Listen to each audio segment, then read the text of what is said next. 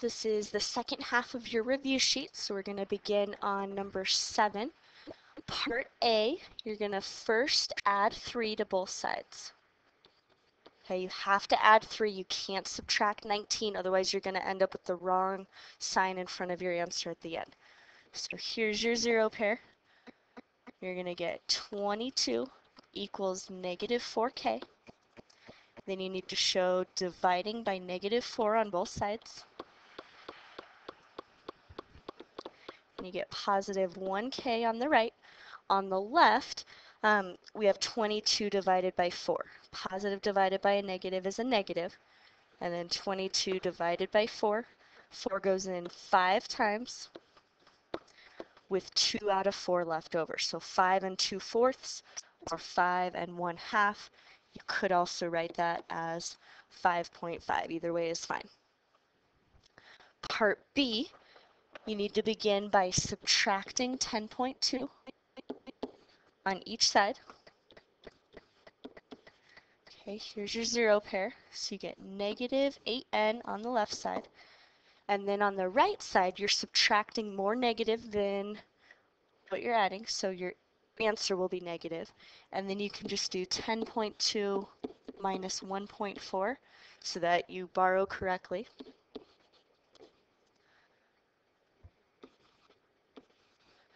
Okay, so you're going to get negative 8.8.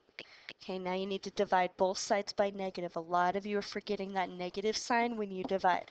So whatever your coefficient is, whatever the number in front of the variable is, you need to divide by the exact same thing.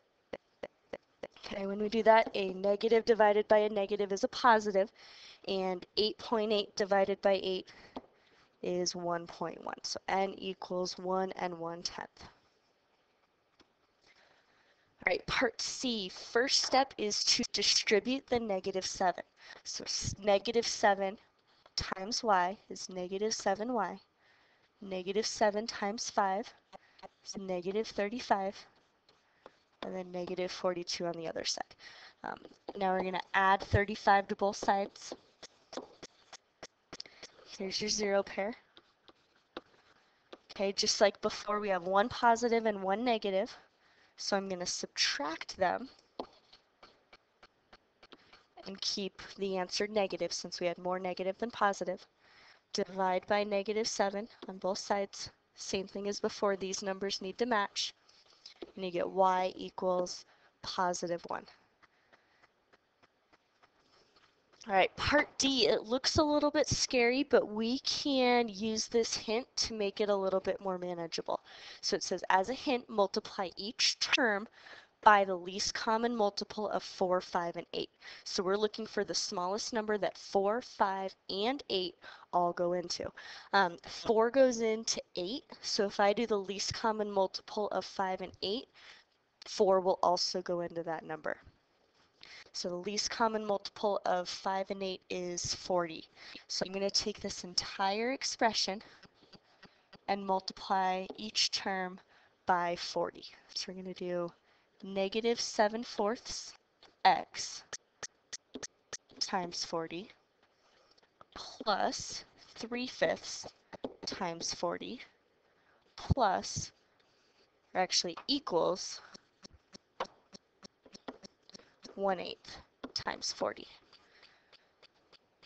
Okay, looking at this first expression, 40 divided by 4 is 10. So I'm going to get negative 7 times 10, or negative 70x. Okay, the next piece, 3/5 times 40. You can make this 40 over 1. 40/5 can simplify down into 8 over 1. 3 times 8 is 24. Okay, so negative 70x plus 24. And then on the other side, 1/8 of 40 is just 5. Okay, so negative 70x plus 24 equals 5. That is the same as what we started with. It's just written so that there's no fractions, which I think will make a lot of you happy. the answer to this is the same as the answer to the one above. The reason that we can do that is because we have an equal sign and because we multiplied everything by 40, including the thing on the other side of the equal sign, we get the same thing. So it's not like the expression before where we just multiplied it. Because we have an equation, we're allowed to do that. All right, let's start by subtracting 24 off of each side. So one positive and one negative. You're going to do 24 minus 5 and keep your answer negative. So you get negative 19. Okay, divide by negative 70. And you get x equals positive, since we have negative divided by negative, positive 19/70ths. I'm fine if you leave it just like that. It's already in its simplified form because 19 is prime. So x equals 19/70ths is your correct answer.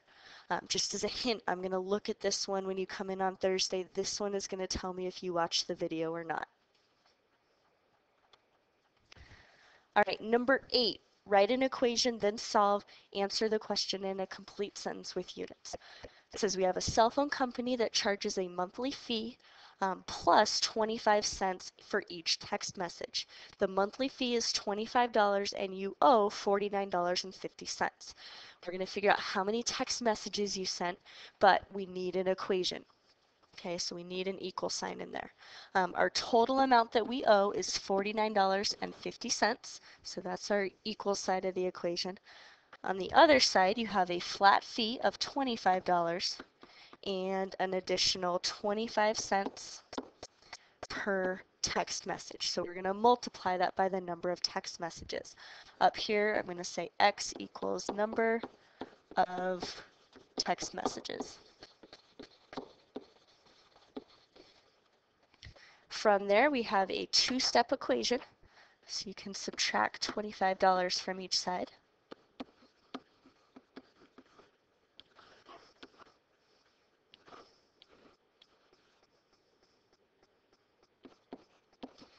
So we get 25 cents multiplied by x equals $24.50.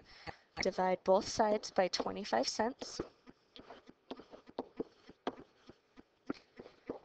And if you need to, you can work that out off to the side. $24.50 divided by 25 cents. We can't divide by a decimal, so we can multiply by 100 to move our decimal point over 2 spots there and 2 spots there. So this is the same math problem as 2,450 divided by 25. So I'm going to do that one instead of the one with the decimals. All right, 25 won't go into 2, it won't go into 24, but it will go into 245, and that will go in, I believe, 9 times. So 9 times 25.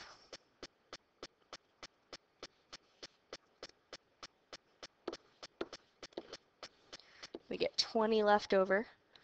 Bring down 0, and then 25 will go into 208 times. And that'll go in evenly with none left over.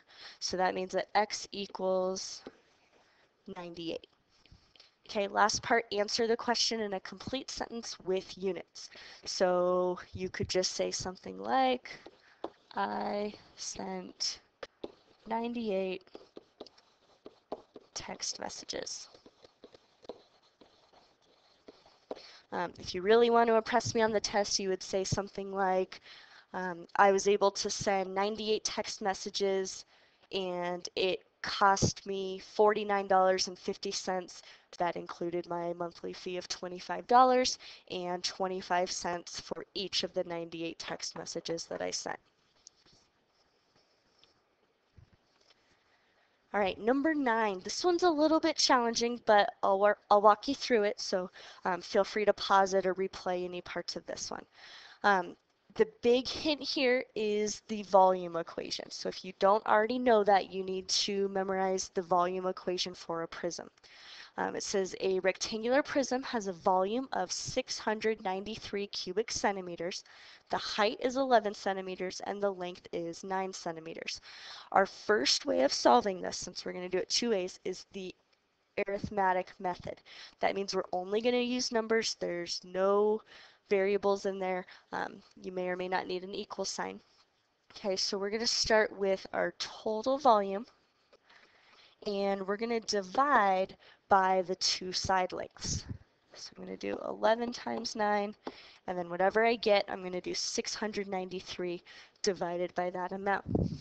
11 times 9 is 99. So 693 divided by 99 is going to give me 7. I'm talking about the side length, so I need to put units on that. So 7 centimeters is my answer. The algebraic method, I'm going to use this equation. Now this will not be printed out on your test, so you need to know that you should start with volume equals length times width times height. Okay, we're going to substitute in the parts that we know. Volume is 693. The length is 9. We don't know the width. And the height is 11. So that's your equation. That's using algebra. And then you're going to solve it. So 693 equals 99 times W. Divide both sides by 99. And you get 7 equals W. So it's the same answer as before. It's just a different way of showing your work.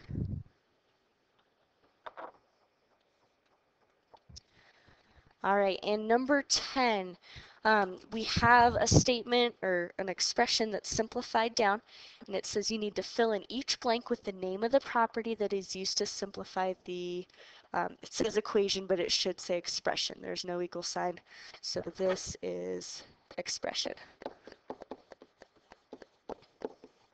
Okay, and I've listed off all of your choices for properties. These will not be listed on your test for Friday, so you need to know what your choices are and make sure you know what each one means. Okay, the first way that we've started rearranging these, all we did was switch the order. Okay, if you are changing the order, that is the commutative property.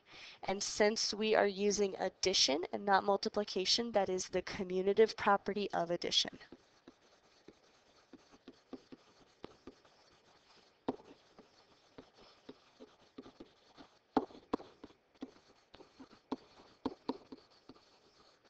Okay, and then on the second line, they grouped the -3 and the +2. That's something called factoring. You do a little bit more of that in algebra. For now, you just need to recognize that if you multiply this z back through, that's your distributive property. Okay, so your second property is your distributive property.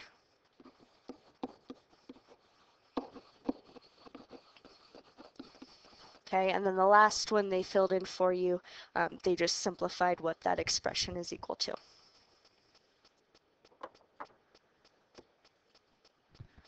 All right, that is the end of your review sheet. Hopefully you found it helpful.